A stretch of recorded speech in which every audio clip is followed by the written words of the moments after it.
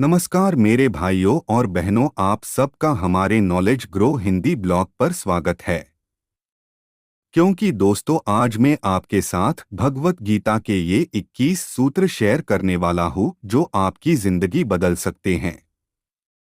इसीलिए आप सब इस लाइफ चेंजिंग पोस्ट को आखिर तक जरूर पढ़िए। तो दोस्तों, बिना समय को गंवाए बढ़ते हैं इतिहास के उस सबसे बड़े ज्ञान के खजाने के तरफ जो इस दुनिया की ही नहीं बल्कि इस सृष्टि के सबसे बड़े मोटिवेशनल स्पीकर श्री कृष्ण के द्वारा दिया गया है, और जिसको बड़ी आसानी से समझकर और उसे फॉलो करके कोई भी इंसान वो सब हासिल कर सकता है जो वो चाहता है। चाहे खुशी पाना हो, चाहे सफलता हासिल करनी हो, या चाहे मैनेजमेंट सीखना हो, या चाहे अपनी जिंदगी को पहले से बेहतर बनानी हो, श्री भगवत गीता से ज्यादा महान दूसरा कोई और कोर्स नहीं हो सकता है।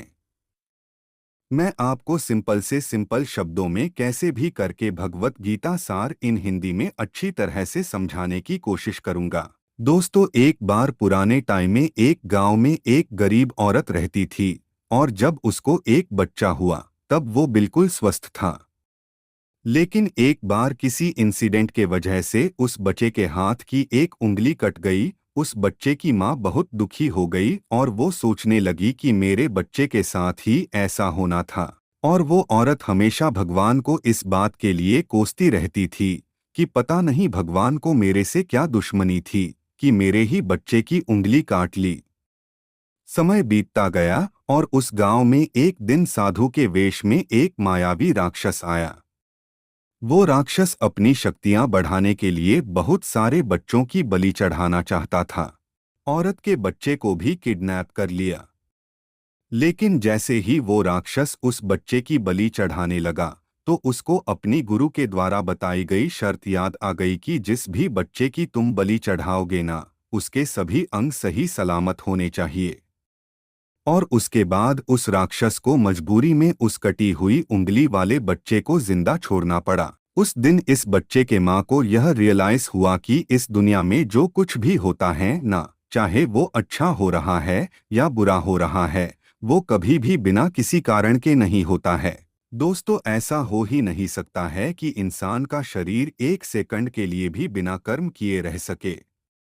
ऐसा हो ही नहीं सकता कि इस सृष्टि का एक कण एक सेकंड के लिए भी बिना किसी कर्म को किए रह सके। कर्म करना हमारे जीवन का अभिन्न हिस्सा है। दोस्तों, अगर हम सोते भी हैं ना, लेकिन हमारा दिमाग नहीं सोता है। हम सपने देखते हैं, सांस लेते हैं, हमारे शरीर के हर अंग में करोड़ों सूक्ष्म कण अपना काम करने में लगे रहते हैं। हम कर्म किए बिना कभी भी नहीं बच सकते हैं। और ऊपर से भगवान यह भी बोलते हैं कि हमें किसी भी कर्म में बंध कर नहीं रहना चाहिए। दोस्तों, आप कंफ्यूज हो गए ना? देखिए, हम ना किसी भी पल कोई भी काम किए बिना रह सकते हैं और ना ही हमें कर्म में बंध करके रहना चाहिए। कहने ने का मतलब यह है कि हम जो भी करते हैं वो यह मान करके करे कि करने वाला मैं नहीं हूँ, बल्कि करने वाला तो ऊपर वाला है। मैं तो सिर्फ कारण मात्र हूँ उस काम को करने के लिए। इस काम को मैं नहीं कर रहा हूँ, बल्कि ये काम मेरे द्वारा कराया जा रहा है। और जब हमारी सोच इस लेवल की होगी तो हमें कभी भी कोई भी दुख नहीं मिलेगा, हमें कभी भी पश्चाताप नहीं होगा और ना ही हमें कभी भी घमंड होगा।